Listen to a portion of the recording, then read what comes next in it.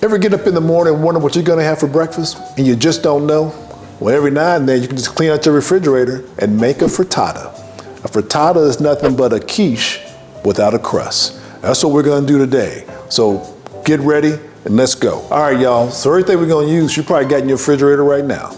I've got eggs, I got a little bit of sausage, I got some heavy cream, some cheese, some scallions, butter, and an onion. That's it, and a little bit of spice, salt, pepper, and some oregano. Let's do this thing. First things first, let's get this onion going and get it into a skillet. And we're gonna saute this bad boy down.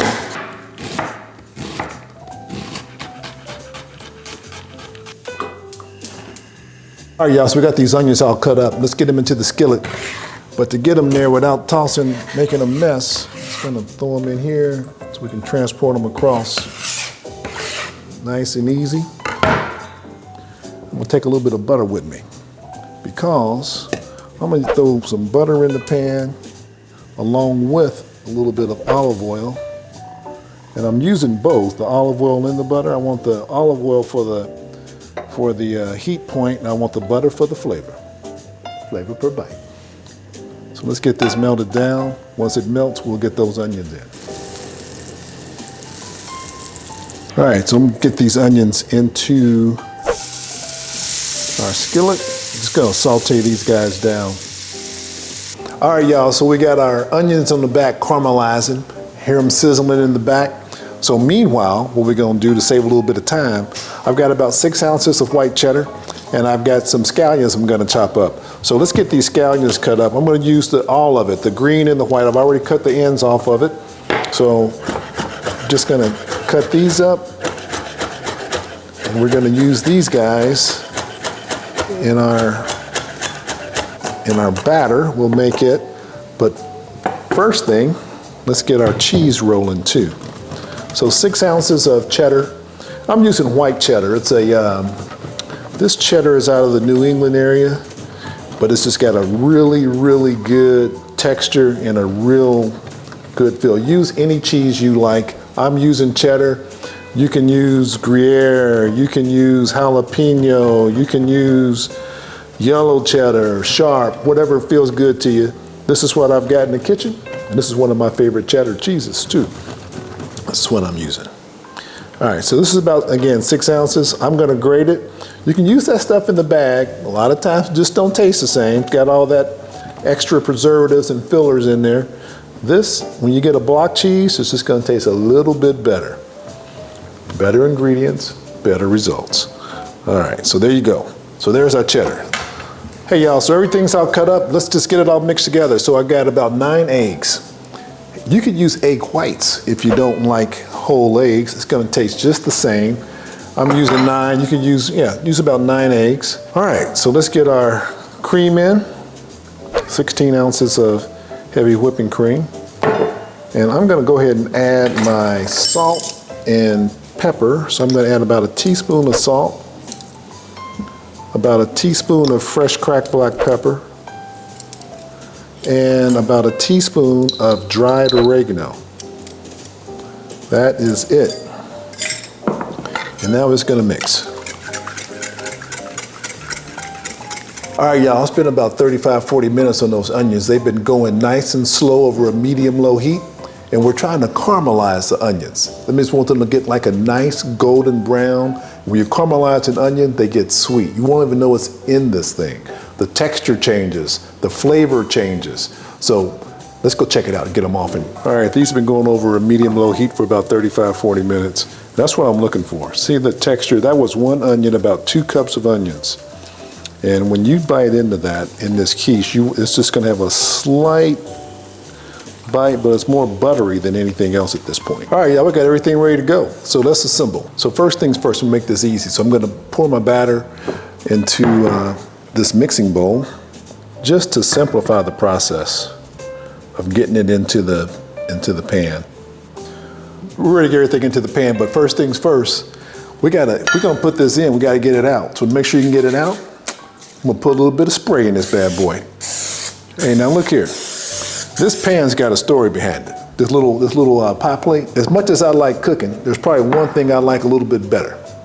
Go into the thrift store, Used to be a time where I'd go to the thrift store probably almost every day. I did it for lunch. Instead of going to lunch, I would go to the thrift store.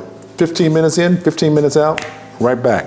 Hey, but that's that. Hey, $1.50. Or you can go to the big box stores or to those like the Williams-Sonomas of the world and all those other stores and spend 30, 40 bucks. Take some time and go thrifting. You know what you donate, someone's got to buy it. So keep donating because I'm going to keep buying. Hey, but here's what we're going to do. We're going to get this on in layers. So I'm going to do a couple of layers of this. I'm going to put down about half of our sausage first. Just going to spread it out into the pan. And you can just eyeball this. So about half of it. Best tool in the hand in the kitchen besides your knife, it's going to be your hands. Good clean hands will take you a long way. I'm going to do about half of my caramelized onions. So, and just spread those little fellas out as best you can. So about half of those, we're just going to spread them out so everybody gets a little bit when they go to bite into it. And half of our cheese, just making a layer. And then for a little bit of freshness, I'm going to throw some scallions in that we cut up earlier. All right, so layer one, almost done. Half the batter. So this is about 32 ounces. Remember when we started, we had 9 eggs and we had our heavy whipping cream, about 16 ounces of that. So I'm just pouring it right in there. And I'm gonna eyeball, and since I'm measuring, I'm doing about half of this. And what I'm gonna do, before I put this next layer in, I'm gonna give it one more stir. Okay, but layer two. Rest of our sausage goes into the pie plate. Just spread it out kind of even. All right, good enough there. And the rest of our onions going in. And just kind of evenly spread them as you go. Eyeball it. Not rocket science, we're just cooking. If you got some other vegetables in your refrigerator, add them. If you don't like onions, don't use them. I caramelized them, so it's gonna, for all the onion haters out there, you probably won't even know they're in there because they won't taste like an onion. All right, so here we go. Rest of our cheese. Right in. Doing about half of it. Easy frittata. And then the rest of our, little bit of our scallions, what's left. Get those fellas in and mixed around. All right. And then the rest of our batter. One last thing. Just to keep that batter nice and fluffy, I'm gonna give it one more little stir. All right. And then let's just pour it in.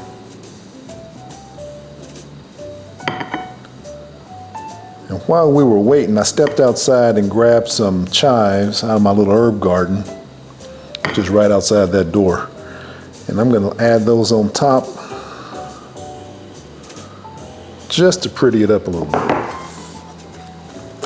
So let's just take a few scallions and just lay them in randomly.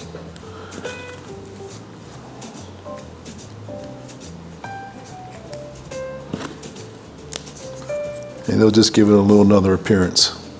And add a little bit more flavor. So we're laying in lots of different onions. We got the caramelized onions, we got the scallions, now we got some chives that we've added into. All right, we're ready to go into the oven. All right, y'all, so we got a sheet pan. And before we put this in the oven, I'm gonna put a little bit of parchment paper onto this sheet pan and then get this fella on here. Now the reason I wanna use this parchment paper is just in case the frittata starts to bubble over and gets onto my pan, it's a little bit easier to clean things up. That's the only reason we're doing it. All right, so oven's been preheated to 325. Time to get this fella into the oven. We're gonna let it go for about 45 minutes, 40, maybe 50 minutes, we'll see. But we're gonna do it until a fork comes out clean or a knife comes out clean. And when it does, we're ready to go. Let's do it.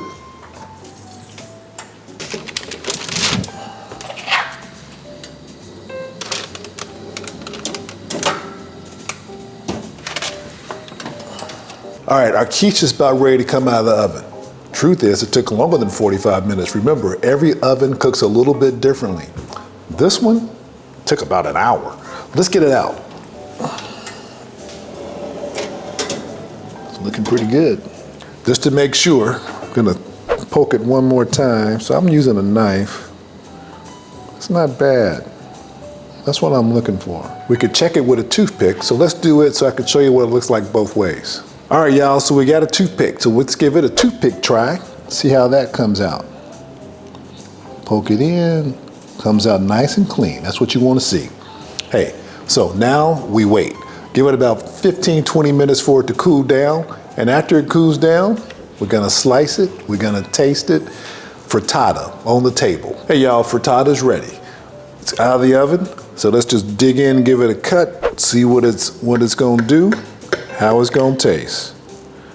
All right, I'm a little worried that I didn't probably let it set long enough, but we'll find out. Oh yeah. Right onto the plate. That's a little ooey gooey and a little bit of cheese. That's gonna be good, y'all. All right, so here we go. That's kind of the way I wanna see it. I see onions in there. I see caramelized onions, green onions.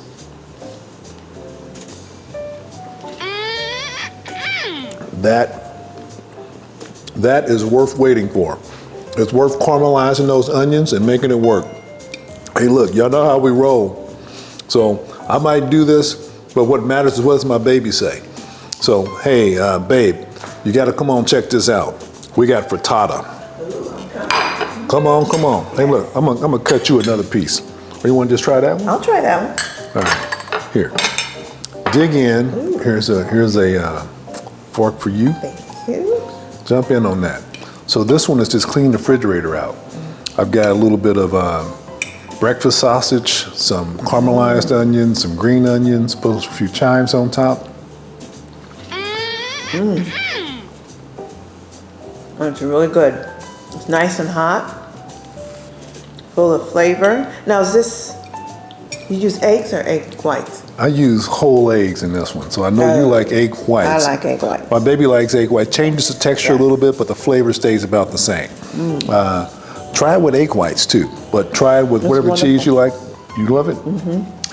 Hey, and y'all, we'll do a quiche another time, but for this one, this is just straight up frittata. Just clean out the refrigerator and just, hey, breakfast is on the table. You did it again. All right. Hey, try this one at home. If you got questions, drop me a comment. Be sure to like it. Be sure to subscribe. We'll see you next time. We're gonna drop a video every week. Lasagna's out of the oven. Bubbly, hot, smells great. Hey, but that's just half of it. This is the real deal right here. Let's dig in, let's try it, and let's taste it. Lasagna is one of my favorite meals. It's a meal you can dress up or dress down. It's a meal that sometimes you come in, just put it on in the middle of the day and have it sometime that evening. It's a meal you can make the day before and just come in from work and 30 minutes later, dinner is on the table. Lasagna is one of those meals you can have on the holiday. It's a date night. Lasagna is just versatile. I'm gonna take you back 20 plus years. I've been playing with this recipe since around 1990 something or the early 2000s. We're gonna do lasagna, y'all. Gonna do it with 2 different Italian sausage, a little mild, a little hot. Gonna layer in 4 different cheeses. Gonna do some mozzarella, a little ricotta, a little goat cheese, and some Parmesan Reggiano. When we finish, it's gonna be just a big old hug right on your plate. Let's go.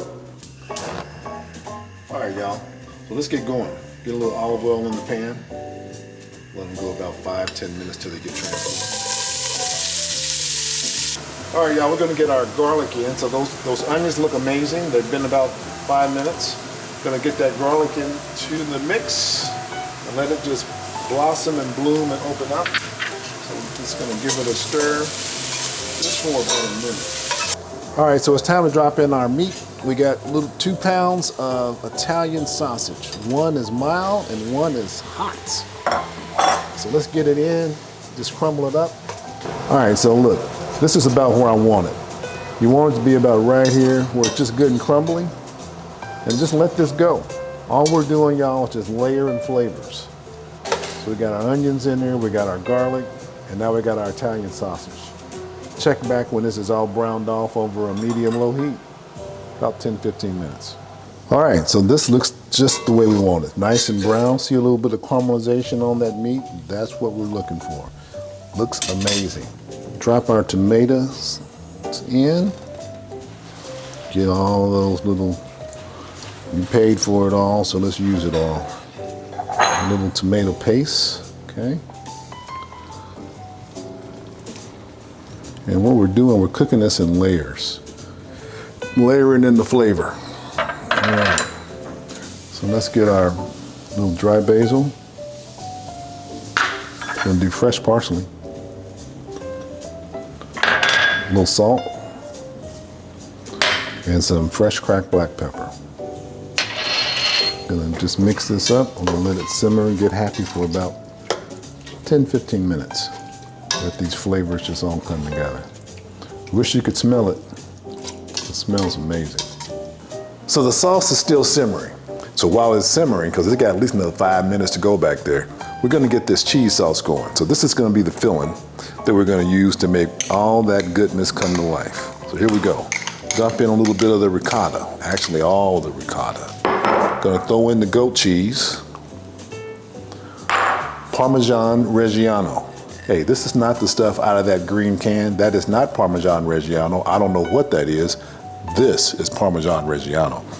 Pay a little more, better ingredients, better result. A little bit of egg, 1 egg whipped, fresh parsley, a little salt, pepper. And let's get all the salt. Get it all out of there, because we need it all. All right, y'all, now we're just gonna mix it. Mix this together. I'm using my fork so I can get that goat cheese. And my cheeses, they're pretty much at room temperature. All right, y'all. So we got all the cheeses in the bowl. Just gonna mix them together and blend them just to bring it all together.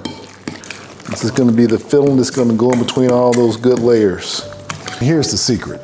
I'm using oven-ready lasagna. There's no baking.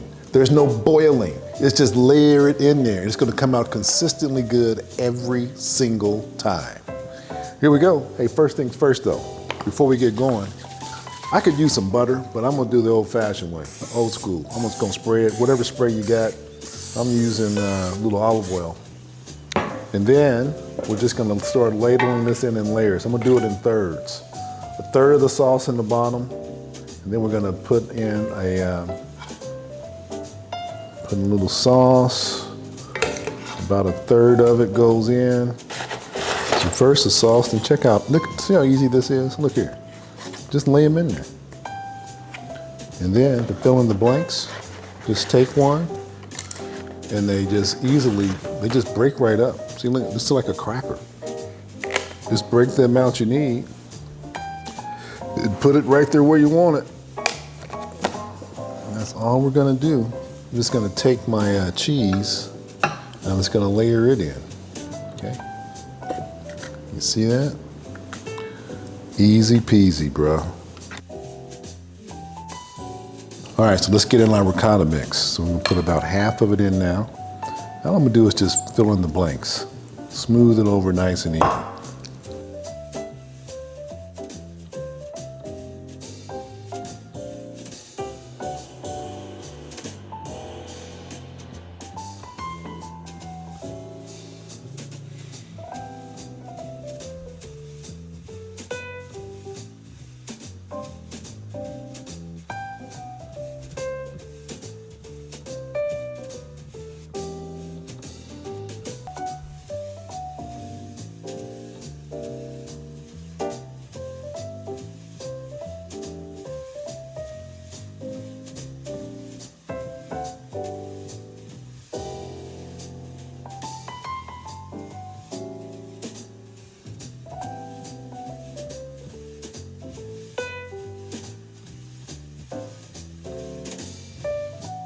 All right, so there's one last thing to do. Lasagna's looking great. Almost ready to go in the oven. One more thing. Gonna top it with a little bit more Parmesan Reggiano, about 3/4 of a cup of Parmesan Reggiano.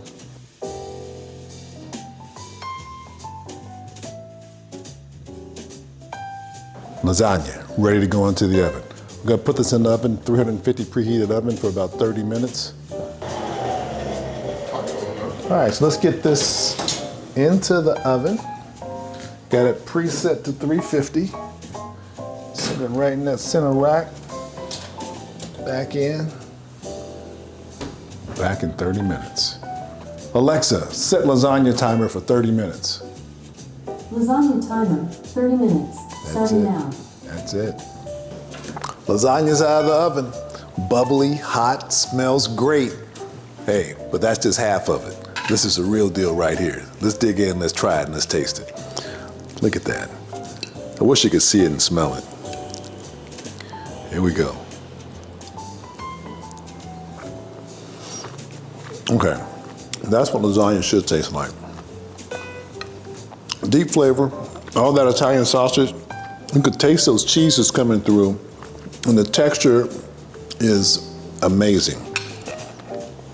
But, you know, typically when things come out of the oven in my house, that's about the time my baby comes in. And there she is. Oh, looking beautiful as ever. I am here again. Baby, look here. Today we got lasagna. Ooh.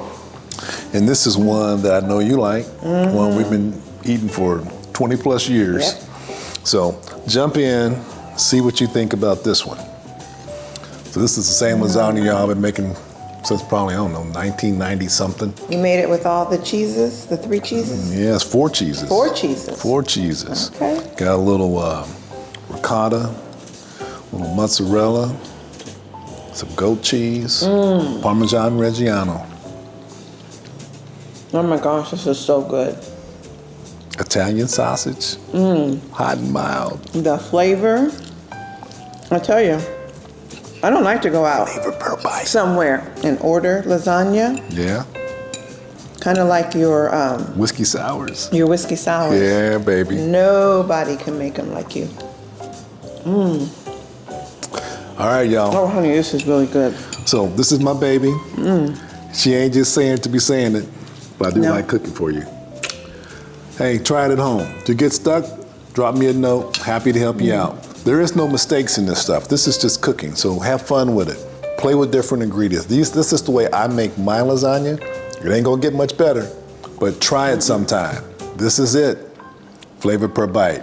Try it. Put a few comments in the notes. Let me know what you think.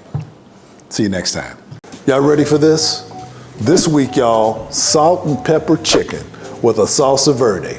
Doesn't get much simpler. Just all you need is a few simple ingredients. But then when it's time to do that salsa verde, we're gonna bring in all the herbs. Gonna bring in a little bit of arugula, some chives, some parsley, a little fresh basil, some cilantro, and some sage. And to top it off, we're gonna add a little bit of spice with a little bit of anchovy paste, some fresh garlic, and capers.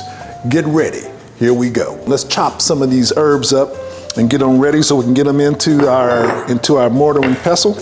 So all we're gonna do is give them all a little bit of a rough chop. We're gonna need about half a cup of each of these. So we're not gonna, so there's a little bit of that. Here's our cilantro. And cilantro has nice little tender stems on it. So you can feel free to cut the stems as well. It's all gonna go down the same place. So stay tuned and stay with us. So there's our cilantro, about a half a cup of that. We'll join you back in a second when it's time to put them in the mortar and pestle and mix it all together. Guys, into some bowl. All right.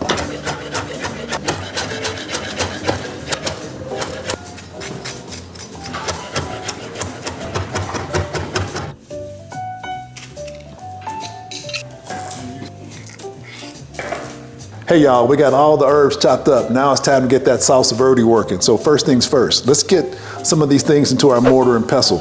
I've got some capers. They've been sitting in water for about an hour. It's gonna into the bowl with those guys. I've got some garlic that we minced up. I got about 6 cloves right into the bowl. And I'm gonna take about 2 teaspoons of anchovy paste. Now, if you got fresh anchovies, you're good. You get about 4 of those, you can do it to taste, but I'm gonna do about 2 teaspoons of this, and this is about the equivalent of 4 of our, if I had fresh anchovies, or say fresh, anchovies out of the can or anchovies out of a bottle, But hey, whatever feels good to you. So here we go. We got it all in there. All I'm gonna do right now is just mix this together, just blend it, get it happy, and then we're gonna add in all of our herbs in our oil. Got about a cup of olive oil sitting over here to the side. So we're just gonna mix this together. In a few minutes, Salsa Verde. I'm gonna stick it in the refrigerator and let it do its thing.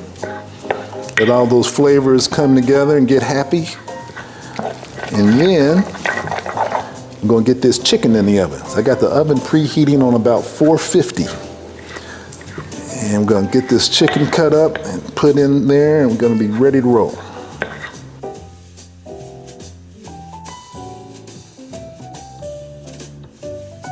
Hey y'all, we're done with step one of the Salsa Verde.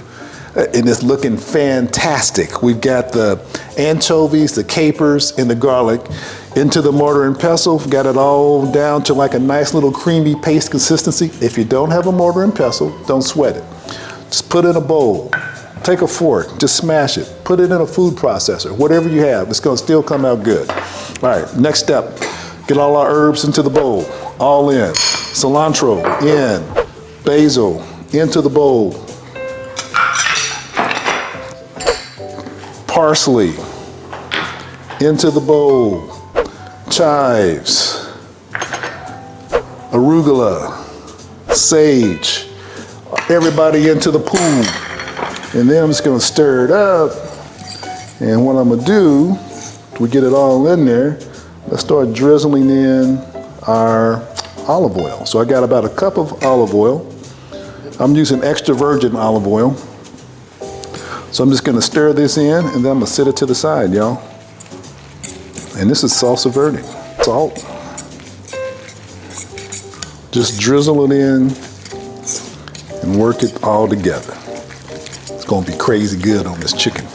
Hey, so all these ingredients you can either get out of your garden or go to your local grocery store. Ain't nothing new, just comes out of the ground, and buy you some olive oil and call it good. It's Salsa Verde, so if you've got an herb you like that I didn't use, try it. If you got one that I use that you think you don't like, leave it out. It's gonna still taste pretty freaking amazing. Looks like a good Salsa Verde. Now all I'm gonna do, let's just add just a little hint of salt. I'm using kosher salt. You don't have to use kosher. I prefer kosher. The reason I like it, and I like Diamond Crystal, it's a little flakier, doesn't go as far, a little more forgiving. So don't add too much. You can always add more, but you can't take it away. So I'd encourage you to add a little at a time. So I'm just adding a 1/4 teaspoon. Salsa Verde. That's freaking amazing. That is fire. That is, I ain't lying. That's crazy. That is, now come taste this stuff. But you just get a little bit, because it's kind of, it's in your face, but you put this on some chicken, it's gonna talk to you. It's gonna talk to you. And it's the anchovies and the garlic that's giving it the flavor. Just get a little bit, you don't want a lot of that. If you put it on the chicken, it's gonna be even better. Good. Just toss it, we'll toss it over here. There you go. We won't sit this to the side. Oh, here's part. Oh, just get a little bit. Both you try? No. Chunky, dog, chunky. I want it just like that. That's good. This is what's giving it the fire right here. Chef. That's hot. All right, so this is just gonna sit out at room temp. Hey y'all, let's get this chicken cut up. So he's been sitting out, coming to room temperature. But here's what I'm gonna do. I'm gonna take the little fella and I'm gonna spatchcock it. What the heck does spatchcock mean? I'm gonna take the back out of it and lay it flat so it cooks a whole lot faster. If I cook a whole chicken, it cooks just fine. Takes about an hour, maybe an hour and 15 minutes, depending on the temperature you're setting it at. So here's what I'm gonna do. You can use a knife or use scissors. Take your pick. I got him sitting over on his on the breast side down. I'm just gonna hold him by the neck and I'm just gonna cut it with my scissors.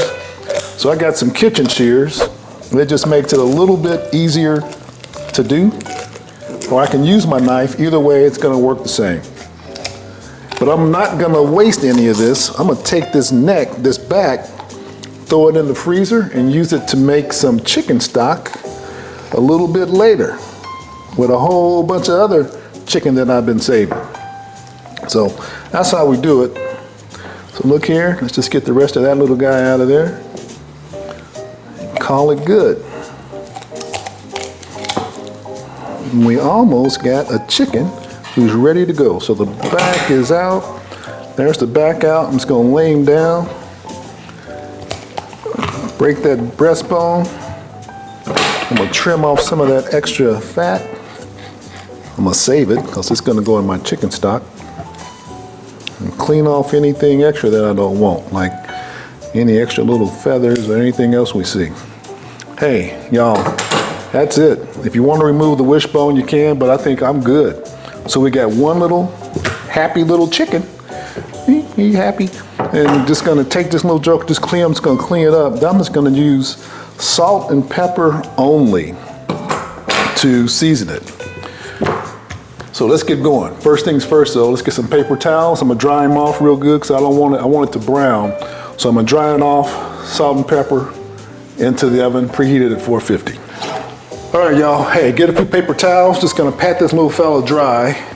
And again, I want it dry so that when I throw it in the oven, it'll crisp up nice and easy. But here's what else I'm gonna do to him. I'm gonna take a little bit of olive oil and just rub it little olive oil on both sides. And then I'm gonna salt and pepper this joker. And that's just gonna help those seasonings stick a little bit better than they do. Hey, so get in there, use your hands. Best tool in the kitchen besides your knife, probably your hands. Clean hands go a long way. Don't be afraid to touch it. And why are we gonna season both sides? Because we're gonna eat both sides. That's why we're gonna season both sides. All right, so here we go. Let's get it going. So we're gonna do a little salt and pepper. Come hit it with a little bit of salt. I'm using maybe about half a teaspoon of salt to each side. And I wanna get him nice and good. Flip this little fella over. And we're gonna hit it again with the pepper.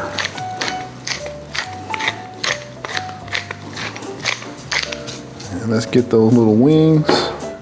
This brother is about ready to go into the oven. All right. Now, if you want to really make this thing sing and make it really crisp up, lay him on an elevated rack like this. Put it in the refrigerator overnight, uncovered. Don't cover it up. Want the skin to dry out. And then throw it in the oven. You don't have to, but if you do, you're in for a little extra snap, crackle, and pop because it's gonna be a lot crispier on the skin.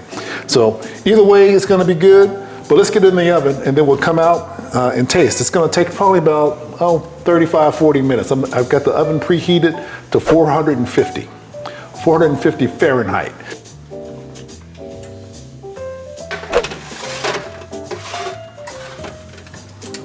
All right, y'all, hey, look, chicken's looking good, but we're about halfway through the baking process. Got the thing set on 450. I'm just gonna take it out and baste it.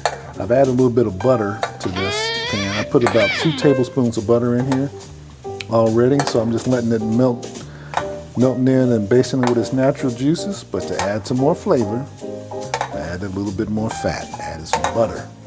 All right, back into the oven. We're gonna cook this till it gets to about 160 degrees internal temperature, 160 degrees Fahrenheit, and let it go. All right, he's looking good. Let's just let him brown up some more. Get happy. Hey y'all, chicken's ready to come out of the oven, so let's get it out. We'll get it tinted, let it rest about 15, 20 minutes, then be ready to taste it with that Salsa Verde. All right, let's get this chicken out. See how he's looking. Oh, that's looking fantastic. Look at all that. That's what you want right there. All right. Let's get him out, let him settle down.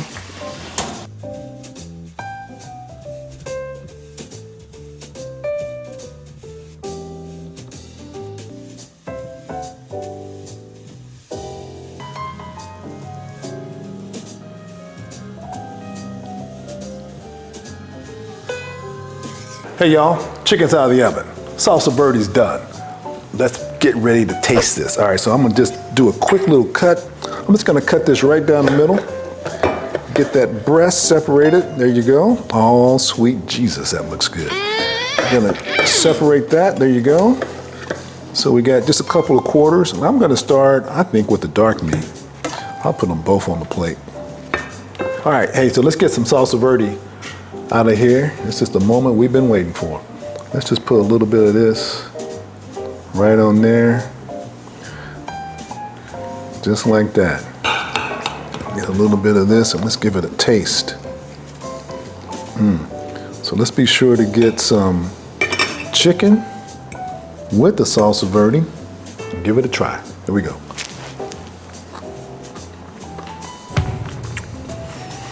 That is big flavor. That chicken is moist. That chicken is tender. That chicken is finger licking good.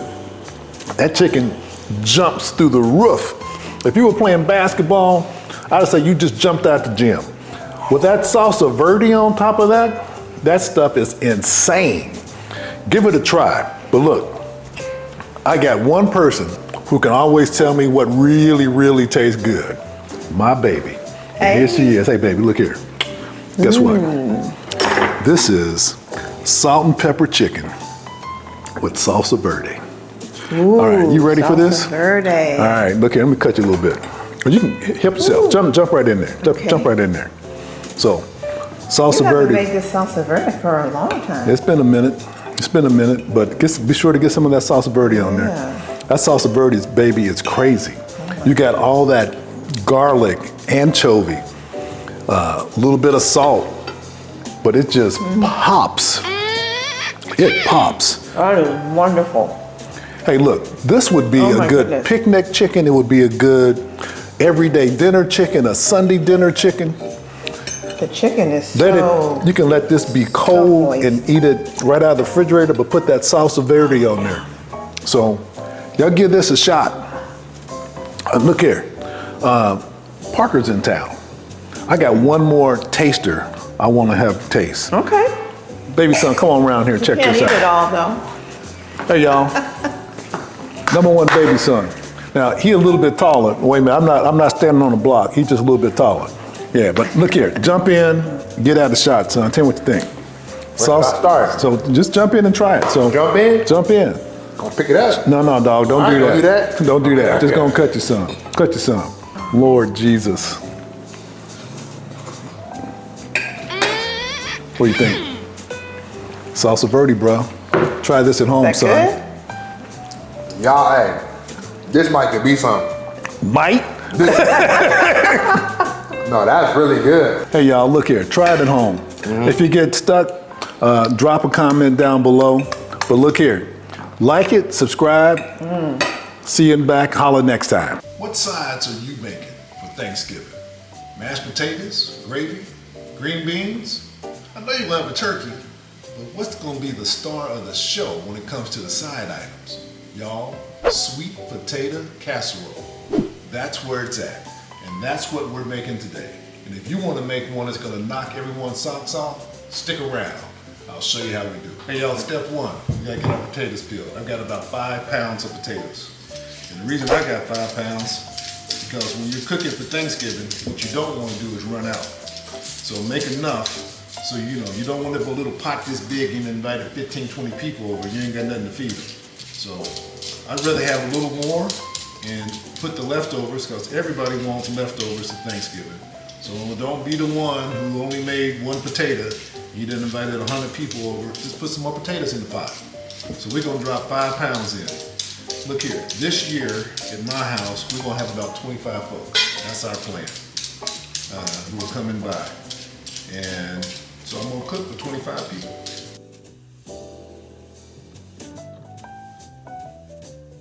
Hey y'all, look here, potatoes are all peeled.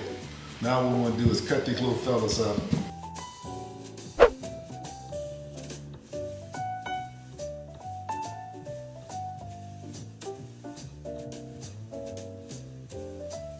You want them all approximately the same size. That way they're all done at about the same time. So that's the reason, the method to the madness. We have all the potatoes diced up. Let's get them into a bowl so we can transfer them to a pot of water. So I got a big, on the back stove here, I've got a big old pot of water boiling. We're gonna add some salt to that to help season these potatoes before we actually throw them in the pool.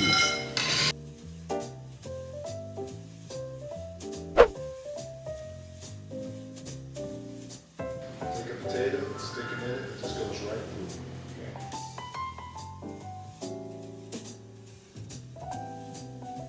Hey y'all, look here. Sweet potatoes are out. I have them suckers, they're in a colander. They're gonna go into my mixing bowl, and I'm gonna put the mixing bowl right back on the stand and just get them melted down with everything else. So I got my sweet potatoes in the stand mixer. If you don't have a stand mixer, don't sweat it. Use a hand mixer, the little one with the 2 blades, just do it around. It'll work. If you don't have that, just get a fork or a whisk. It's gonna work. We're mashing potatoes, y'all. So here's what we're gonna do. I'm gonna put my sugar in the bowl. I'm gonna get my heavy cream in the bowl. I'm gonna get my eggs in the bowl. Essentially, all kids in the pool, okay? Add a little bit of vanilla.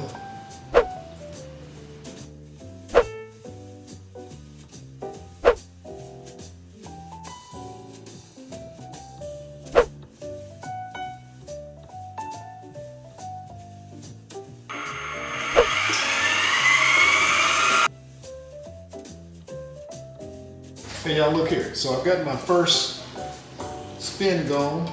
Looks pretty good. I'm just gonna taste it, see what I like it.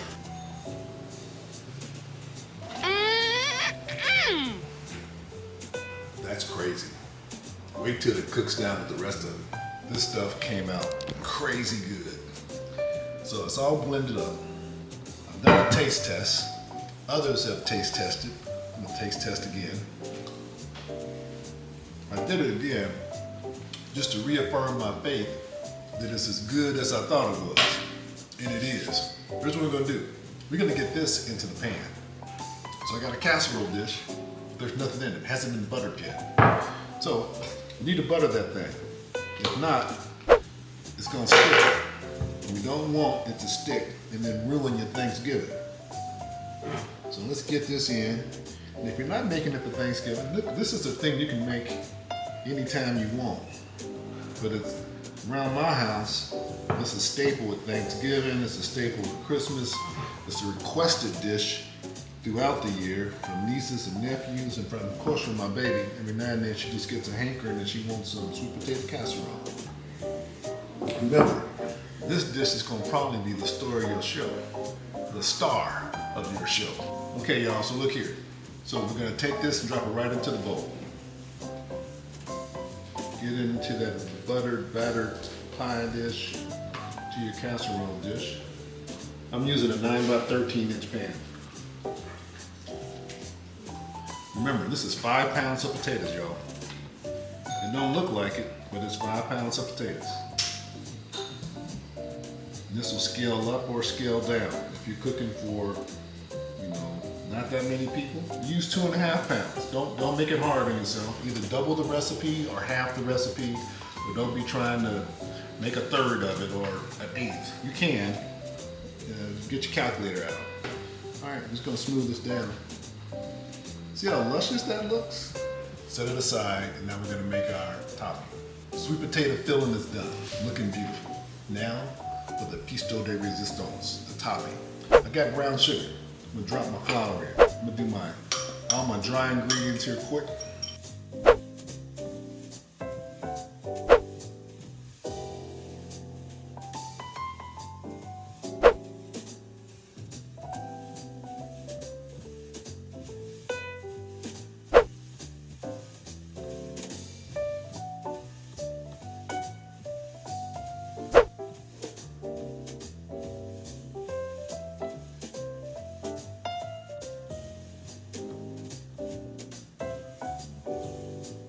Hey, so I made a whole lot of the crumble topping. We're gonna put just enough on to top it. then I'll adjust the recipe if I need to for you.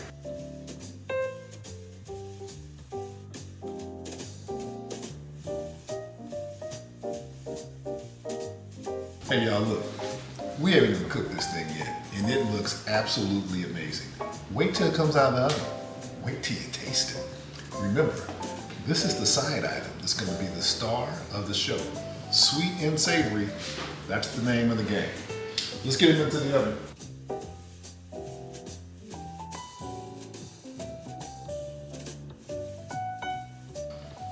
Hey y'all, sweet potato casserole. Pecan topping, straight out of the oven and ready to go. Hey, look, take a close look at that. That looks exactly, ooh, look, wait a minute, listen. Can you hear that? This is what you want. You got your potatoes, you got your gravy, you got your green beans, your collard greens, your turkey, your brisket. That's all savory. You're gonna need something on your plate to let you know that you done been there. Be sure to get some of that topping. That looks like Thanksgiving. That looks like a holiday. That looks like a party. Hey, look here. This tastes better than it looks.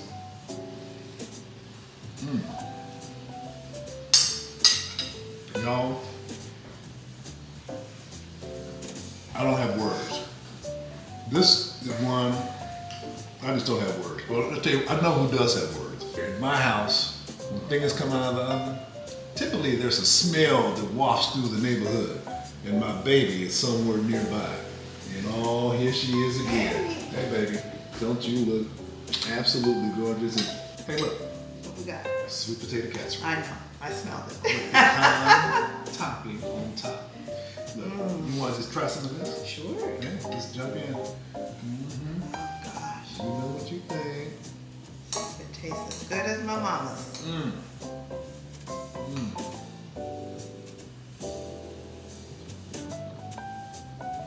That tasty?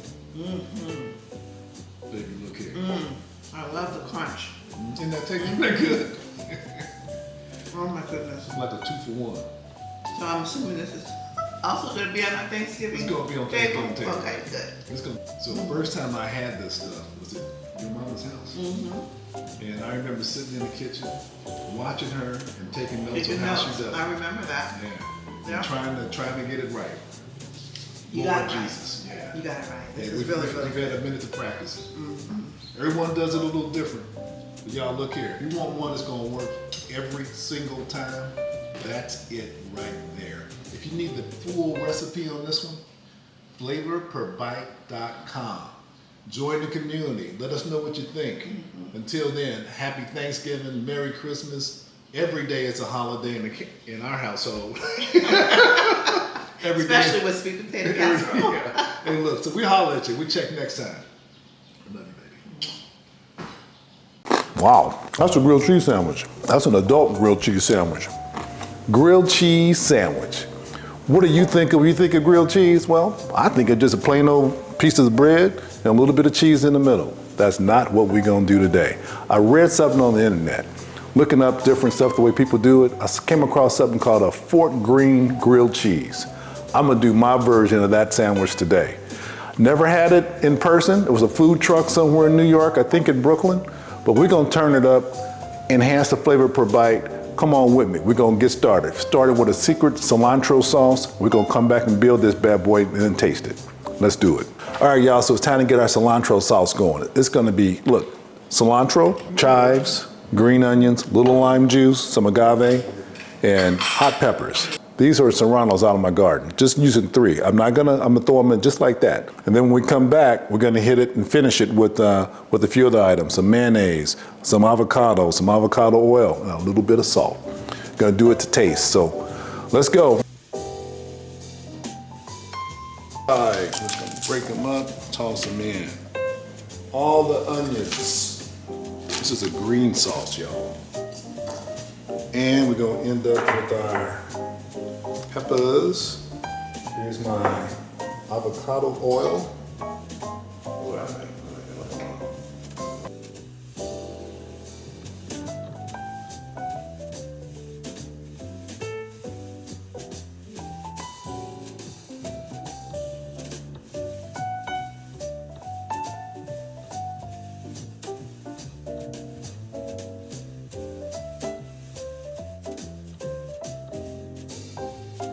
All right, y'all, we're making some adjustments. So I've added a little more salt. I've added some more agave, and I'm tasting. I've dropped a couple more peppers in it. So remember, this is my first time making it with you. So I'll post a recipe where I end up. But right now, I'm trying to figure out to get a good flavor profile. Flavor per bite. All right, y'all, the sauce is made. Just got to butter the bread and get it ready to toss on the griddle. So here we go.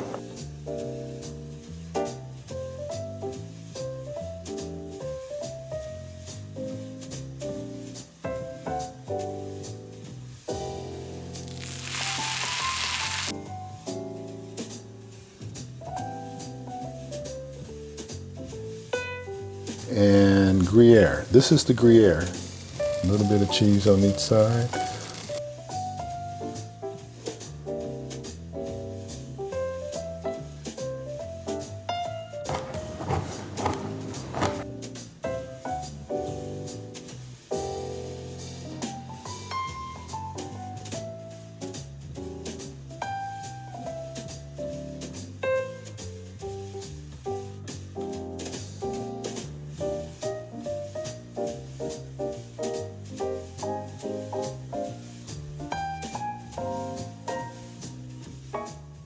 Grilled cheese is in the back, finishing up on the griddle.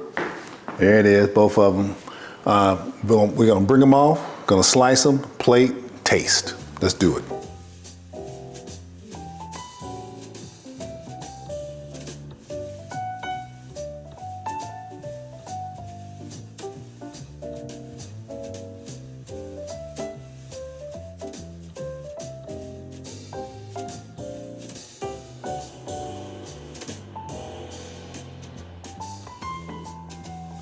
We got 2 grilled cheese sandwiches, Fort Greene grilled cheese. One with Havarti, one with Gruyere. Gruyere in the front, Havarti in the back. Here's the secret sauce, the cilantro sauce. Enough of that talking. We got to taste and see what's up with this sandwich. Here we go. Ready? Check it out. Wow.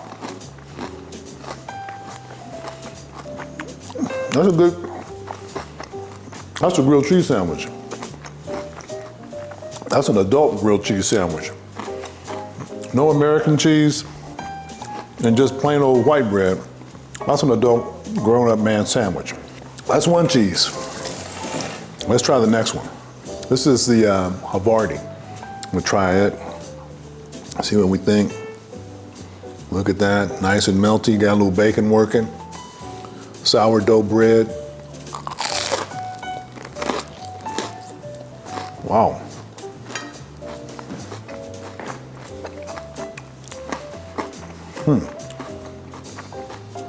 That Havarti is a little more melty, but it's all real good. This is a keeper. I'll try it again. It's a beautiful sandwich, a little bit different and something to expect. But hey, that's my opinion.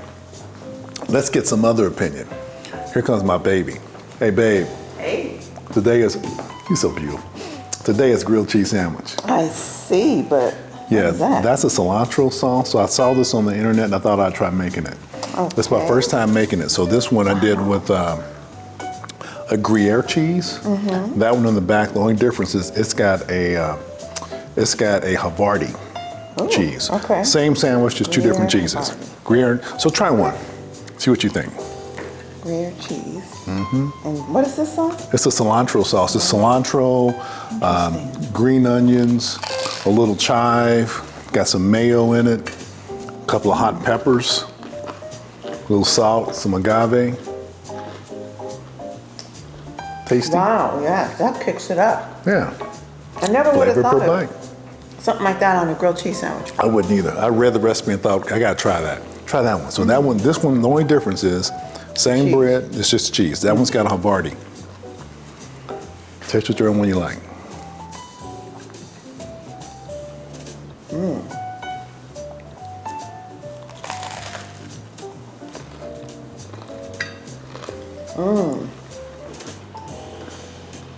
You like that I one? like the Havarti. I like the Havarti. It's got a different melting point. It's a little different flavor to it. Oh my God. The Gruyere is amazing. The Havarti so just good. goes with it.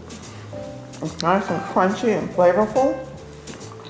Very good. Flavor per bite, flavor per bite. Y'all try this one at home. Thanks, baby. You're welcome. I like cooking for her. All right. Hey, y'all try this. If you got questions, give me a shout. Drop a note. We'll holler back at you. Till next time. Hey, y'all. Let's get into one of America's all-time favorites. Macaroni and cheese. You can have it every day of the week. You can have it on a special holiday, Thanksgiving, Christmas, your birthday, going to the park, it's a picnic. Whatever it is, America's favorite, macaroni and cheese, but done a special way. We're gonna amp up the flavor. Let's go, get ready. Hey, so first thing we're gonna do, we gotta get our noodles on and boiling in the background. We're gonna cook them al dente. Cook them per package directions, but if you're cooking your own special pasta, however you're doing it, just cook it al dente, because remember, we're gonna cook it another 30 minutes in the end when we put it all together. But here's how we're gonna do this. We're gonna bring together all of our ingredients first with the dry ingredients, a little bit of flour, a little salt, a little pepper, some dried mustard, a little bit of, watch out with this one. This is a little cayenne pepper. It's gonna be that little something extra that makes it extraordinary. It's gonna give it that flavor that you wonder what's up with it. And to just make sure that we balance out everything and get it just right, because you might be wondering about that cayenne pepper, but we're gonna balance it out with a little bit of nutmeg. That's right, nutmeg. I'm gonna use freshly grated, probably about, half a teaspoon. Not too much, but it's gonna permeate the flavor and counteract and give it just a really nice balance to warm it up. Okay, so now we got our dry ingredients. All we're gonna do is mix them, add the wet, and be ready to roll. Hey y'all, so we got the water boiling. I've added about a tablespoon of salt. You want that water to be salty, kind of like the ocean. So make it salty. This is the only chance you're gonna get to salt the pasta. So let's just get all our noodles in. Got about 1 pound of pasta. Just give it a stir. And we're just gonna let it cook for about 10, 11 minutes till it's al dente. So when you're doing your al dente, to make sure it's right, you can do it one of two ways. I think you should do both.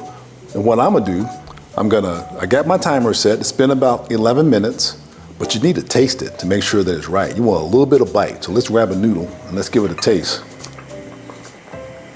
All right, one little hot noodle. Just gonna rinse him down. That's about right. Oh, that's a good al dente. You don't want it mushy, because it's gonna cook another 30 minutes in the oven. Hey y'all, so we're gonna get the noodles out of the pot. I'm gonna strain them right here in the sink, in the strainer.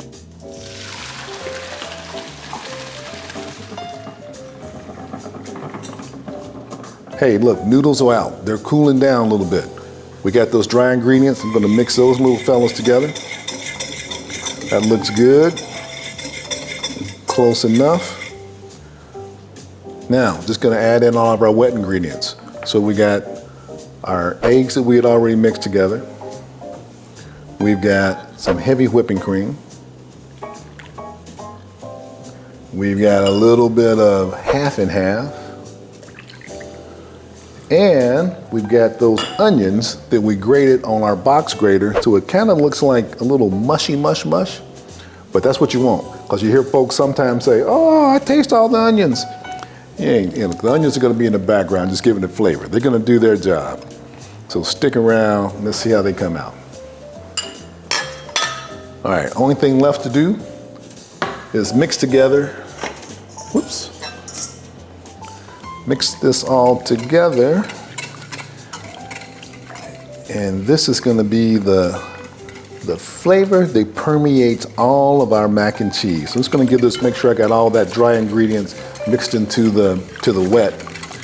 And then we're gonna get our big bowl, drop all our noodles in, add the 3 cheeses. So I've got 3 cheeses. I got white cheddar, sharp cheddar, and some pepper jack. And all that's gonna work together with this wet to make for a really simple, easy, but fabulously delicious macaroni and cheese. One that to make you write home about. Hey, everything's ready, y'all. We got the noodles, they're cooked al dente, a perfect al dente. We got everything mixed together just the way we want it. And we got 3 cheeses just ready to go in. Everything goes in the bowl, and then we get it into the baking dish and right into the oven.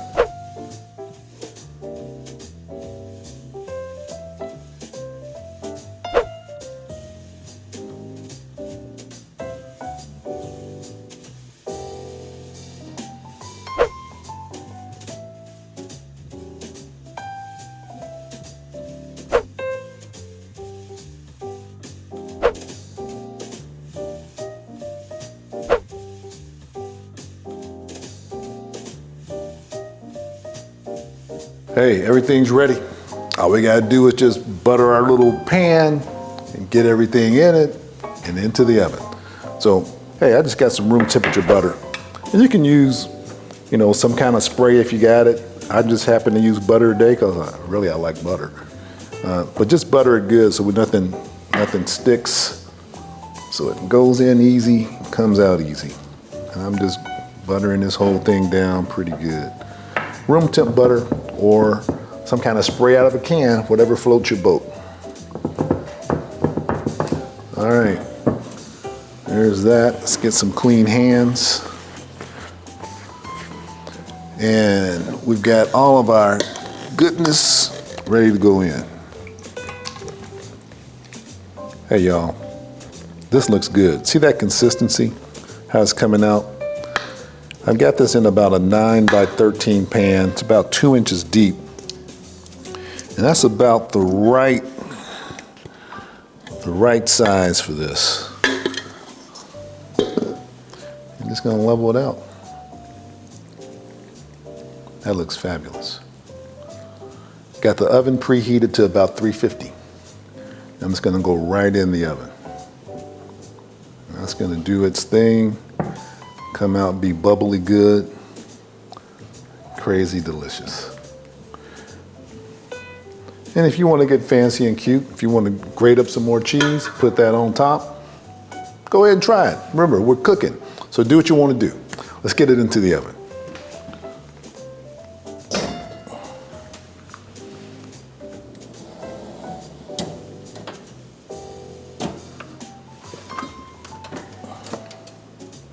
Hey y'all, it's been about 30-35 minutes. Let's get this macaroni and cheese out of the oven. How you think it's gonna look? It's gonna look fantastic. It's gonna be bubbly, brown, just the way we want it. Look at that. See how it's bubbling around the edges? Got a little browning going in. That's what we're looking for. You could probably let it go a little longer if you wanted, but I wouldn't. I think that's good. It's gonna be creamy.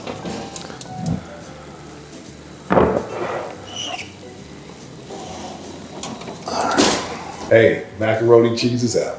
All right, looks good to me, but hey, only one way to know it. Hey, this is what we're looking for. See that browning? It's kind of bubbly when it came out of the oven. Hey, let's get it out and get it into a bowl. See what it looks like. That's it. See that creaminess? That's gonna be crazy. That's what we're looking for. Right into the bowl. Creamy, delicious looking. All right, let's dig in and give it a taste.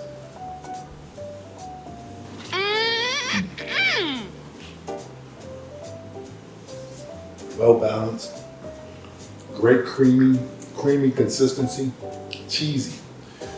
Just all the flavors blending together, just the way you want it. America's favorite dish, macaroni and cheese. Hey, my opinion, but you know how it works. Let's bring my baby in, see what she thinks about all this. So, hey, baby. Yes. Hey, look at you representing, girl. Red Friday. Hey, is it room enough in Chiefs Nation, Chiefs Kingdom? Is there room enough in Chiefs Kingdom? Come on, there you go. Come on, girl. You looking good. Hey, don't block that. That's it. Okay. All right. Ooh, wow. This is nice and cheesy. I'm telling you. That's how we roll. Very, very good. See? Hey, look here. You can taste the onions. You can taste it? Got a little bit in the Got a background. little in the background. Oh my goodness. This is our Thanksgiving favorite, isn't it? Oh, crazy. Heck yeah. Thanksgiving every day of the week. Hey, but you know what? Baby, your opinion is the one that matters most. Today, though, you know what we can do? Since we got some other folks in the house downstairs. We do. Got a lot of family in town. Downstairs hanging out lower level. Let's go down there and get some of their opinions. But you know what? Let's do that. Let's do that. All right. Check all us down. It was good. Is it good? It's good. All right. All right. Yeah.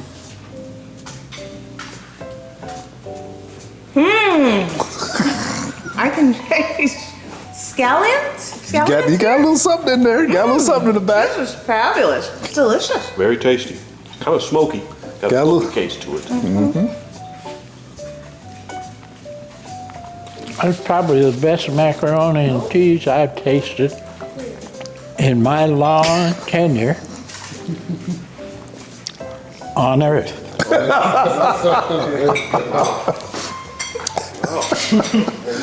All right. All right. There you have it.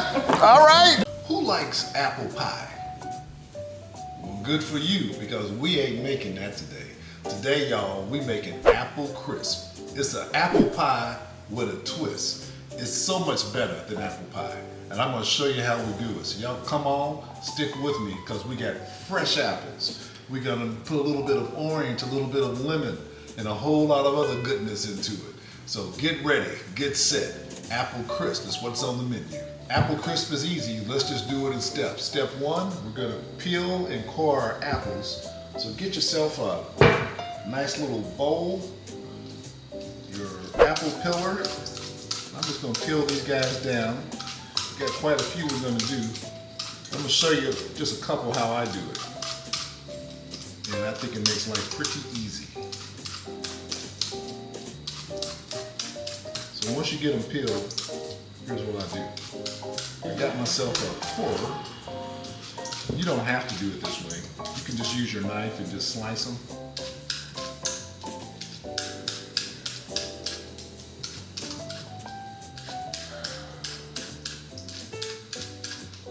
This is what you want that peeled apple to look like, all right? We just peel it nice and easy. Hey, so we got our apples all peeled. We gotta core these jokers. So look here, I've got myself a fancy core. It makes life super simple and very easy. Apples core. Or, look, if you don't have that, just grab your knife and just cut the thing. It's gonna be fine.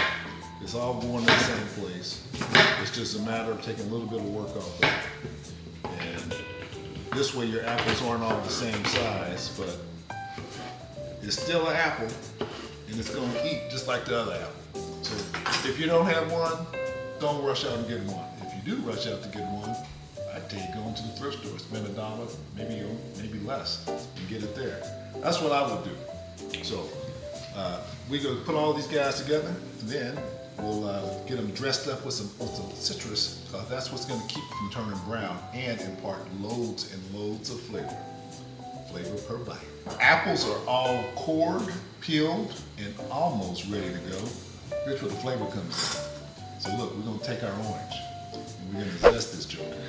And the way we're gonna zest it, we're gonna get all this off. We don't want we just want the orange part, okay?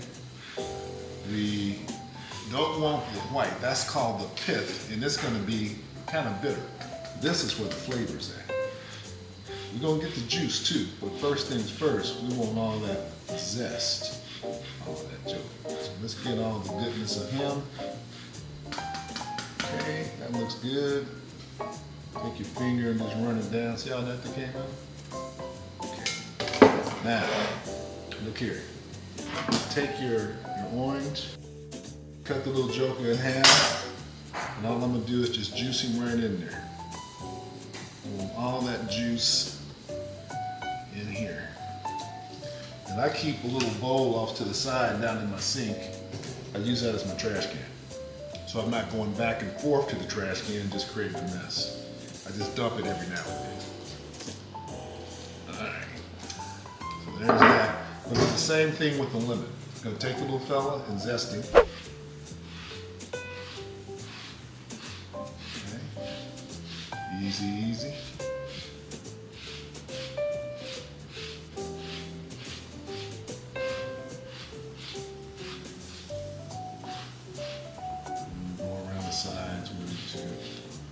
I'm using a microplane. This is a fine microplane. I got another one that's a little thicker, but just makes life simple. So I'm gonna cut this guy. Same thing, we're juicing, get him in there. Just make sure if you don't have a strainer to catch the seeds, use your hand. But just wanna get the juice of both ones in there, and we'll call it good. So we're gonna take that, we'll toss these up, put them to the side, and before we put them completely to the side, I'm gonna add my sugar. I'm gonna add a couple of teaspoons of cinnamon.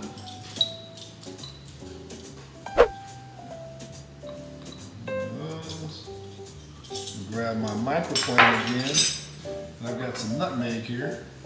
So I'm gonna take my nutmeg. I'm using whole nutmeg. You can use just regular nutmeg, the already pre-ground, or if you've got some, this just gives you a little fresher flavor. Goes a long way. Just gonna get about a teaspoon of it in here. Real deep flavor with the nutmeg. Got about 5 pounds of apples in this joker. I'm using Fuji apples, y'all. You just need some kind of good cooking apple. Don't get a good soft eating apple, because it's gonna turn to mush when you put it in your apple crisp. Let's stir this all up, y'all, and just get it all mixed in really, really good. And then once you let it sit a few minutes, it's gonna start releasing its natural juices from these apples. But that looks amazing. And it smells crazy good. Hey, y'all, look here. Apples are sitting over there getting happy. Now we gotta make the crumble for the topping. This is what's gonna make it crisp up. So look here, I've got a little flour. Gonna toss it into my stand blender.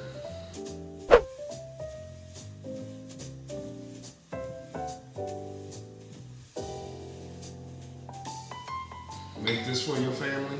It'll be the #1 requested dessert there is. A lot of people eat dinner. You say, what y'all have for dinner? I don't know. I know what we had for dessert. We had apple crisp.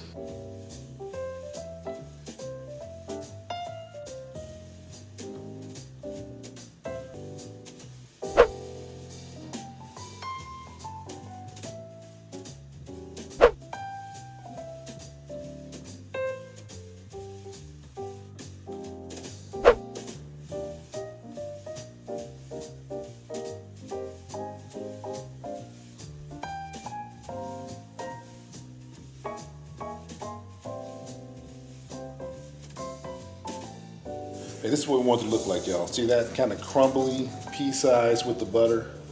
And I think we're good. Hey, look here. We've got our crumble ready to go. Our apples have been sitting here getting happy. About time to get these little jokers into our pan, but before we do, we gotta prep the pan. So we got some more butter. Yeah, it's gonna be good. We're gonna use lots of butter. Look here, I'm gonna take about a tablespoon of this. Put him in, clean hands, and just rub. Smash it in there nice and good, just rub it around. What we want to do is just make sure that the apple crisp is it doesn't stick to the sides of the dish you're baking it in. And I'd encourage you, look, I'm using just a deep baking pan. You can roast in this thing too. But this is another one of these dishes, y'all, that's got a story behind it. Back to the thrift store. You can go to Williams-Sonoma, or you can go to the thrift store, save a couple of nickels too.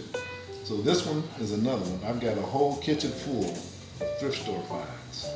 And ain't nothing wrong with it. It's brand new, essentially. I mean, what are you gonna do to a baking dish besides bake it? If you wanna go spend money and you feel better about it, go ahead, but look here, it's all gonna work the same. So here's what we got. Butter is in. Dish is buttered, ready to go. First things first, let's get our apples in. And check them out. Don't they look beautiful? You see how that juice is coming off? This kind of came out of the apples? Just because we put that sugar and spice on it. Sugar and spice, everything nice. Right into the pool. 5 pounds of apples. And then we got our crumble that we made in our stand mixer. And all I'm gonna do is just put it on.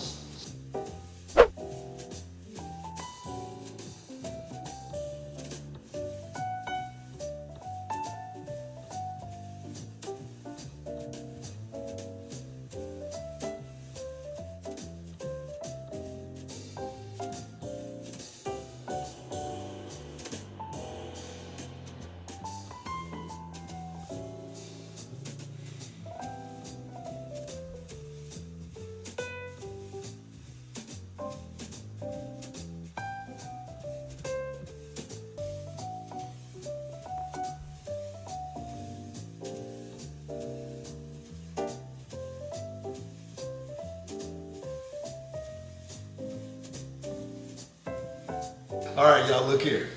I think this bad boy ready to go in the oven. We got everything into the pan. So look, he's ready to go. Apples are in. The crumble is on top. It's gonna crisp up. We're gonna put it in a preheated oven that's been sitting there preheating at 350.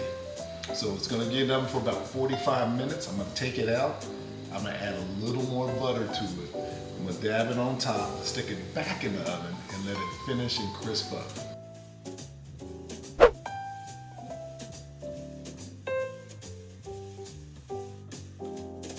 Hey y'all, look here. Apple crisp been in about 45 minutes. I'm gonna take a little fella out, get him right here, and let's get him buttered up so that our apple crisp back up again. Apple crisp been in about 45 minutes. So what we're gonna do here, y'all, look. I'm just gonna butter edge to edge. All we want this butter to do is it's just gonna act as something to let us brown it. It's gonna impart tons of flavor.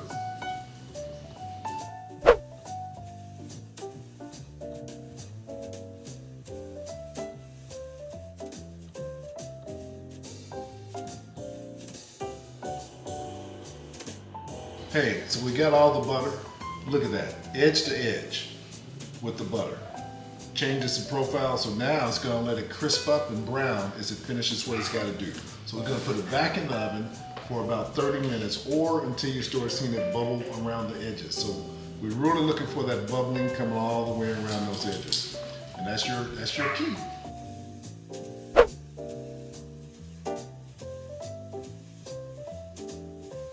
Hey y'all, see how it's bubbling around the edges? That's exactly what we're looking for. So, how brown it is and beautiful it looks on top. Let's give that about 5 minutes to cool down, maybe 10, and then we're gonna serve it up. I'm gonna put it with some vanilla ice cream. That's how I roll. But look here, I'm telling you, it's better than apple pie. You want something that's got flavor? Go with an apple crisp. Put it on your table at Thanksgiving. Put it on your table at Christmas. Just put it on your table. Apple crisp is ready. It's been sitting for about 5 minutes. It's cooled down just enough so you can eat it. Now it's time to dig in and get a taste. Let's go get this bad boy.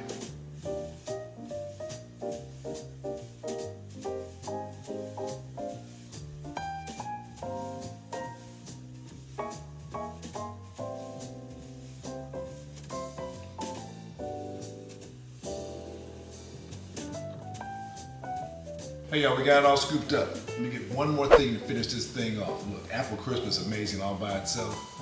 If you put some ice cream with it, ooh-wee, it gets good. So let's jazz this up and then let's taste it.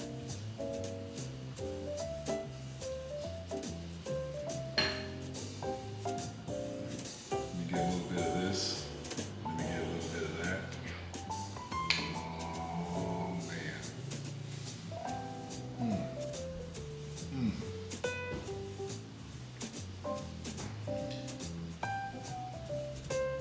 You can taste, you get the flavors of that orange zest, the lemon. It's as, you put the ice cream with it too, this stuff just puts a smile on your face. I'm telling you, this is a dessert for the ages. You want to do this any day that ends in Y is when you want to make this one. Well, look here, that's my opinion. That's my opinion. Take it for what it's worth. There's one opinion that matters most in my household, and that's my baby. Baby, check this out. I have made an apple crisp. I could smell it. I knew that was coming. Look at you, girl. Who's that? Miss Barbie. Miss Barbie? She look almost as good as you. Hey. Look here. So, I got apple crisp. I compliment a little bit of ice cream. Here. Thank you. You jump in. Jump in. Let me know what you think about this one. Yeah, get a little bit of olive.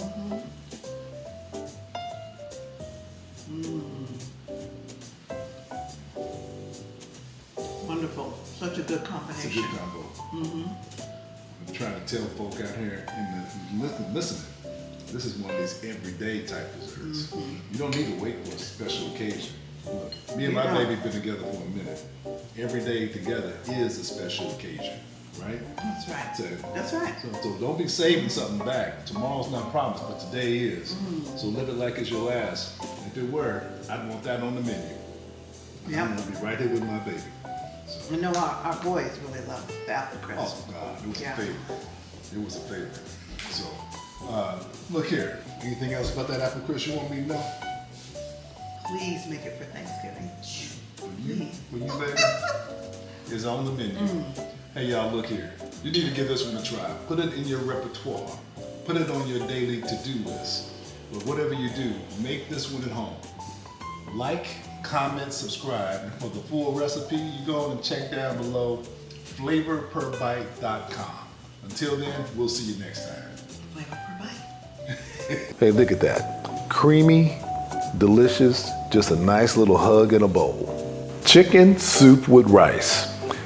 Whether you're feeling good, feeling bad, or just need a little bit of a hug, one of my favorite things to have is a little bit of chicken soup every now and then. But today it's gonna be a creamy chicken soup with rice. Here's how we're gonna do it, 3 easy steps. Start off with get our aromatics into a pot, get them sauteed, get them smelling good. Gonna come back, hit it with a little bit of broth to just raise that temperature. And then we're gonna finish off with some chicken breasts, a little rice, and with a kiss of heavy whipping cream. Y'all ready to rock? And now we're gonna bring all the ingredients to the stove and let's get going. Gonna start with a little bit of butter. Let's get it in. Get it sauteed down. And here we go. Onions, carrots, celery, a little bit of garlic. Let's just give that about 5 minutes to get happy. And we'll come back. But it's gonna taste better. All right, we're gonna bring this to a boil. And the reason we're bringing it to a boil, that roux is gonna reach its full potential once it comes to a boil. So we're gonna bring it to a boil, reduce it to a simmer, and let it go about 15-20 minutes. All right, y'all, so it's coming to a boil. We're gonna reduce it from a boil, drop it back down to a simmer, and let it just reduce down for about 25 minutes. Kind of over a medium to low heat. Just let it come to a, about right there. A little steady boil like that. A little steady simmer. All right, check back in 25 minutes. Don't forget to set your timer. All right, y'all, so it's been about 20-some minutes, about 20-25 minutes. It's reduced down, probably about a third. Let's drop in the chicken. And so we're back. It's been about 10 minutes. The vegetables look great. Flour's cooked down the way I'd like to see it. That's what you want it to look like right there. Let's add the chicken stock. Homemade chicken stock. You don't have to have homemade, but it's gonna taste better. All right, we're gonna bring this to a boil. And the reason we're bringing it to a boil, that roux is gonna reach its full potential once it comes to a boil. So we're gonna bring it to a boil, reduce it to a simmer, and let it go about 15-20 minutes. All right, y'all, so it's coming to a boil. We're gonna reduce it from a boil, drop it back down to a simmer, and let it just reduce down for about 25 minutes. Kind of over a medium to low heat. Just let it come to a, about right there. A little steady boil like that. A little steady simmer. All right, check back in 25 minutes. Don't forget to set your timer. All right, y'all, so it's been about 20-some minutes, about 20-25 minutes. It's reduced down, probably about a third. Let's drop in the chicken. This is about 2 pounds of chicken breast. It's chicken soup. So you gotta have some chicken in your chicken. Okay, all right, that's looking pretty tasty. Now I've already made some rice. So I'm just gonna drop in the rice. This is about 2 cups. 2 cups of uncooked rice. So it's 2 cups of whatever that looks like, right? So cook 2 cups of rice and then drop that in there. And I'm using Uncle Ben's rice. All right, y'all, so let's drop in some cream. This is heavy cream.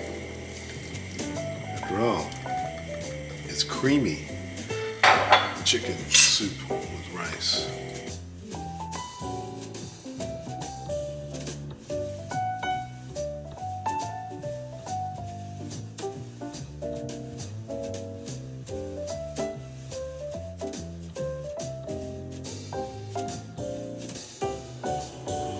All right, y'all, the creamy chicken soup with rice is ready, and it turned out amazing. Let me show you what it looks like. Hey, look at that. Creamy, delicious, just a nice little hug in a bowl.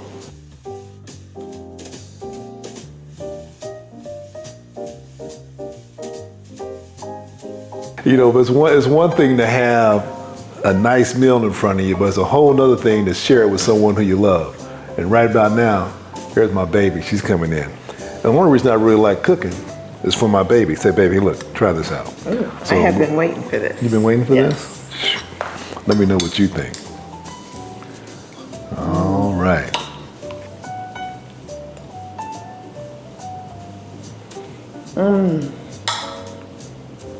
Delicious. Delicious? I remember you made this for me after I had my dental surgery and I couldn't Yeah. really eat much. Yeah. Oh my God, it's just as good. See? Hey, y'all gotta try this. Try this at home. If you get stuck, put some notes down in the comments. I'll hit you back. Enjoy this one. Just a creamy little hug in a bowl, and it's good any time of year. All right, love you, baby. Love you too. This is wonderful. Give it a try.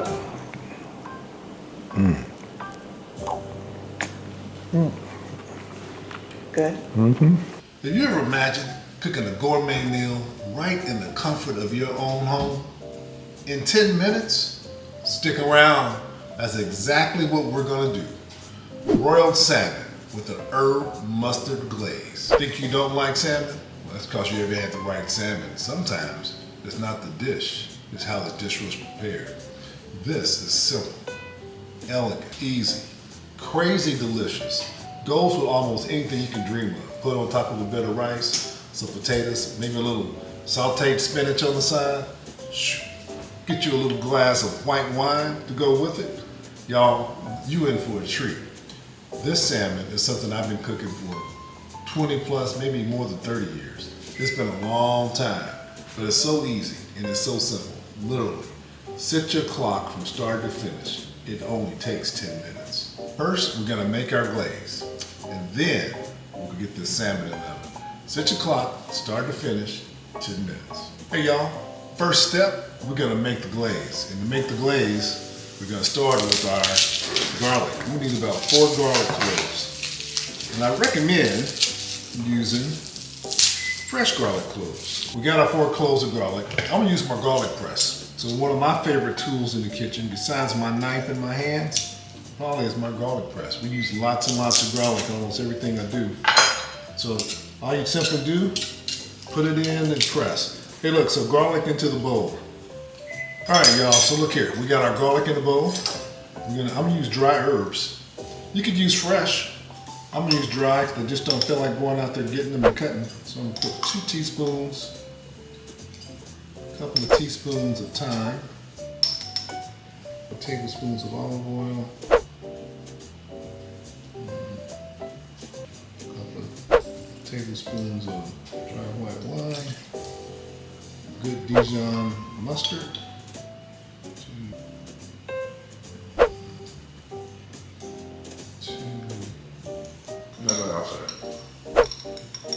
teaspoon of salt. And I'm gonna give this a stir. Oh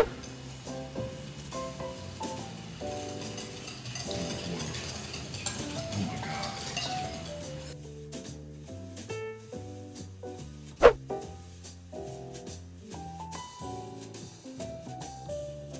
Hey y'all, so we got our glaze made. Looks fantastic. That's exactly what we want it to look like. Next, we're gonna season our salmon. And then I'm gonna cut it little into fillets. So I'm just gonna use kosher salt. I'm using like a heavy, flaky diamond crystal like kosher salt.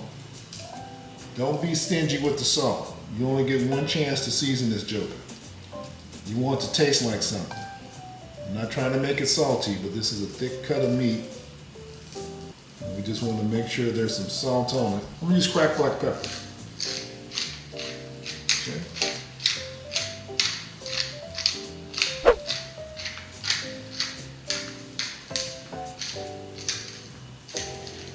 So I'm just gonna cut him into fillets, okay?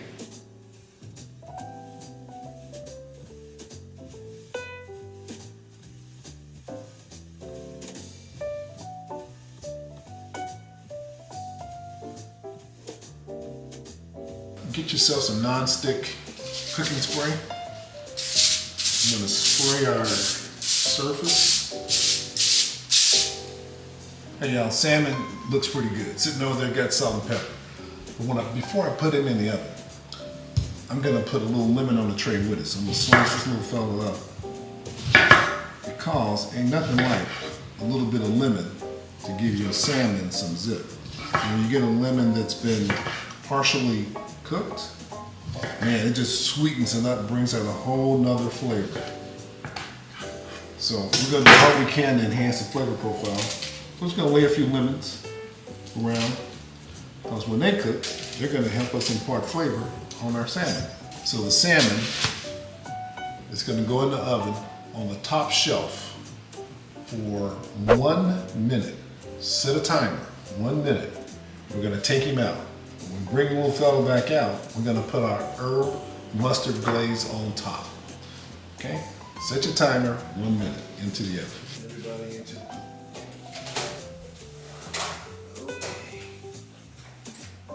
Hey y'all, it's been 2 minutes.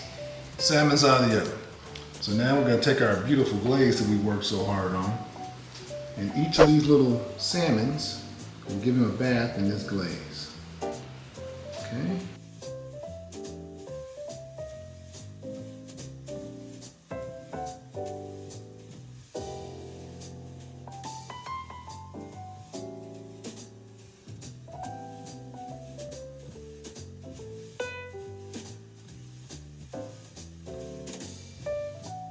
Everything is looking beautiful. So we got our glaze on top of all of our salmon. Now we're gonna put the little fellas back in the oven, top shelf on broiled. Look, don't leave the kitchen. Set yourself a timer. Your broiler cooks a little faster than my broiler, maybe a little slower, but all ovens don't cook alike. So put it in, but kind of check on it. Check on it at about 3 minutes. Check on it again in 4, but it shouldn't take any more than 5. We're looking for it to be, it's gonna be a little brown on top, but beautifully glazed. Don't want to burn it.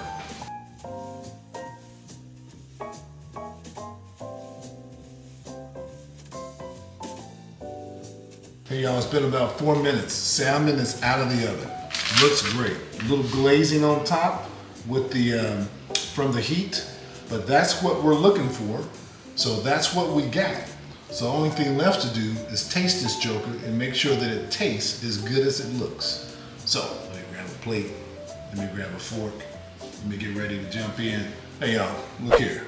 This looks amazing. Good looking texture. That glaze on top looks crazy good. Let's give it a little sample here. Wow. I'm telling you, it's a glaze. Look, this is really good salmon. Elegant. The flavor profile is insane. Hey, y'all, look here. 10 minutes in the comfort of your own home. Gourmet meal on the table. Put this with a little spinach, sauteed spinach on the side, maybe some potatoes underneath. Any way you want to elevate it even more, do your thing. But look, fabulous piece of salmon. My baby's not home, but guess who is? My son. You've seen me before. #1 baby son that's in town. Park. All right, dog, look here. Broiled salmon with a herb mustard glaze on top. Smell like mustard. That's a big bite. Take a little bite. Oh, don't hurt yourself. Don't hurt yourself. You don't want to go there. Take it easy. Easy now. That's damn good. Homeboy eat a lot. Back in the day, well, I ain't gonna go there. I ain't gonna call him out, at least not right now. But look here. Dad, you know I'm 6'4", 225. You mean you gotta eat a lot. So he eats a lot. Hey y'all, look here. Now, normally when you eating salmon like that, you don't want to eat the whole thing in like 2 minutes. It took 10 minutes to cook it, and homeboy gonna be done with this thing in maybe a minute. Maybe not either. This is a solid dinner though. This could be a staple for you if you not really comfortable in the kitchen. Oh, This is like a go-getter. You get this one down, give you some confidence, and then you can go to the brisket next and the stuffed chicken after that. You see what I'm saying? This is, yeah, it's an easy recipe to build confidence for sure, because it's not much to do. The hardest thing is mixing the glaze, and that's not that hard. So look here, y'all. This is the one you want to try at home. Give it a try. If you enjoy this, you're really gonna enjoy this video, so check this one out next. But here's the deal. That's what you want to see right there. So look, give it a try. It's crazy good. Like it, give us a comment, subscribe. But look, for the full recipe, you go on and check out flavorperbite.com. Go on and join the community. We look forward to seeing you. Holla, next time. Garlic roasted mashed potatoes. 5-star restaurant quality right in your home, on your table. Hey, so look here, I'm gonna come down your street, drop something in your mailbox. Here's what we're doing today. A few simple ingredients: potatoes, butter, garlic, heavy whipping cream, and yeah, you're gonna need some salt and pepper too. Let's put it all together. Let me show you how we do it. So let's get going on the roasted garlic. I've got 2 big bulbs of garlic. All I'm gonna do, take my knife, it's super simple. Just cut the heads off. See that? Just cut them off. And I'm gonna set them in a little pan. I got a little extra virgin olive oil. Just gonna pour it on top. Don't take anything out. That's it. Now we're gonna get it into the oven and wait about 45 minutes and it'll be ready. In the oven we go.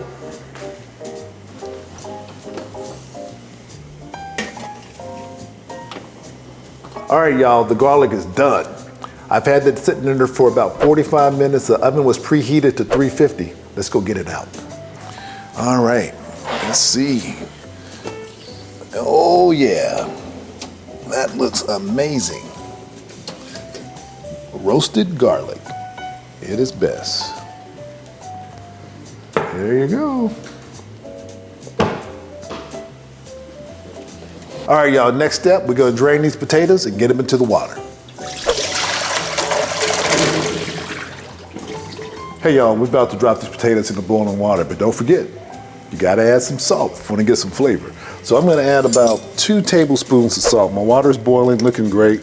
I'm gonna drop about 2 tablespoons of salt in here. It may sound like a lot, it's not. Look, this is the only time you're gonna get the flavor of these potatoes. You gonna eat all the potatoes? So let's flavor all the potatoes. All right, so let's get these fellas in the water. So we got the water salted. Let's get these boys in here. Everybody in the pool, watch yourself. Everybody in the pool. Oh yeah. I'm gonna let those guys get till we can get fork tender. So once they're fork tender, we'll take them out. Let's give them probably about 20, 30 minutes. We'll see how they go. Roasted garlic's out of the oven. Now it's time to bring it all together. Let's get our cream, our butter, and the garlic all in the pan. We're gonna simmer it down. We're gonna take our immersion blender and then blend that garlic right in to make all that garlicky goodness get through all of our potatoes. Let's do it. So all we gotta do is just take our bench scraper and just press on it. So this has been cooking and roasting for 45 minutes at 350, and it just comes right out. It just squirts out of there. So get all your garlic out. You don't even have to do anything besides press it. And there you go. Garlic roast, all ready to go. Roasted garlic, looking amazing. All right, hey y'all, the garlic's all mashed. Came out beautifully. Let's just get everything into the pot and let's keep going.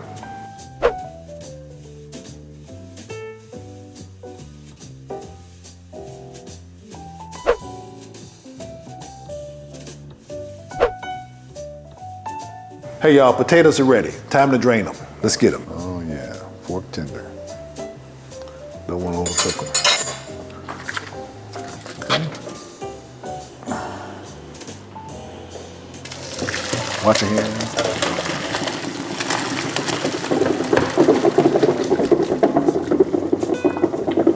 Hey y'all, let's go check the cream, butter, and roasted garlic in the back. I think it's about ready. That looks amazing. That's what you're looking for. See that garlic sitting in there? We gotta do something with it. Cream, butter, roasted garlic, all sauteed down. Been on there for about 15 minutes. Let me show you something. Check this out.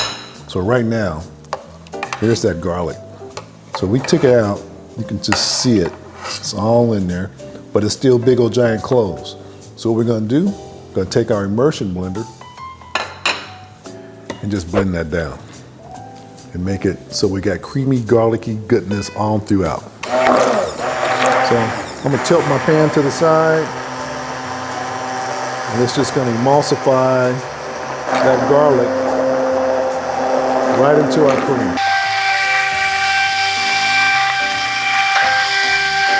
And if you don't have an immersion blender at your house, don't rush out and get one. Just take a spoon, take a fork, smash the garlic up in there as best you can. It's gonna be fine. This might just give you a little bit more distribution of the garlic all throughout the potato, but if you bite into that garlic, it's gonna just be, you're gonna be one of the lucky ones who got a good bite of garlic, because roasted garlic tastes very, very sweet. All right, let's get it all together. Hey, everything's ready, y'all. Potatoes are ready. All the cream, butter, and garlic have been all blended together. All we're gonna do now is get it into the bowl, mash it together. All right, all the potatoes into the bowl. They've been sitting here steaming to get good and dry. That looks great. Now I'm gonna pour a little bit of the cream to start. We'll pour it as we need it. So I'm gonna pour about a little less than half. I don't wanna overdo it right now. I can't take it out. I can always put more in.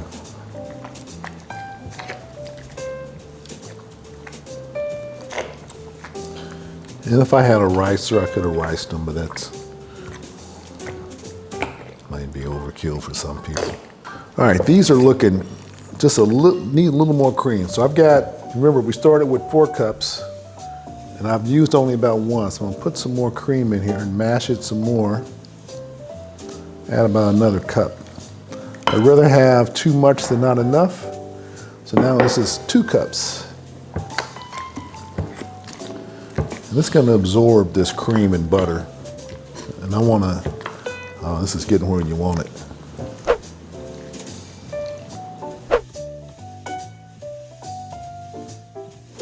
That's what I'm looking for. So we got about 2.5 cups of cream in here, 2.5 sticks of butter, and 2 teaspoons of salt. Hey, everything's ready. So here's what I'm gonna do. Look, y'all, potatoes, 5 pounds. We ain't gonna eat 5 pounds. Here's what I would do. If I was serving this, put it in a serving dish before you bring it to the table. Get it in a serving dish like this. Just toss something in there. And there's a side of potatoes for your table. Hey, but make it look like something. I got some chives out of the garden, out of the back. Just gonna sprinkle a few chives on top. All right, a few chives, oh yeah. Garlic roasted mashed potatoes. Simple, easy, and elegant. But you know what? You gotta taste it to see if it's worth it.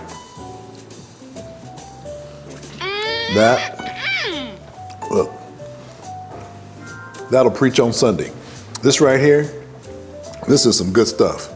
This is what you want. See the creaminess of that? You put put a piece of chicken on top of that, lay a steak next to it. Whatever protein you like, a little bit of salmon, a little bit of seafood, it's all gonna be good. Hey y'all, I tasted it, it tasted fabulous. But my baby's coming in, and whose opinion matters most? Hers. Baby, hey. Garlic roasted mashed potatoes today. One of my favorites. What do you think about that?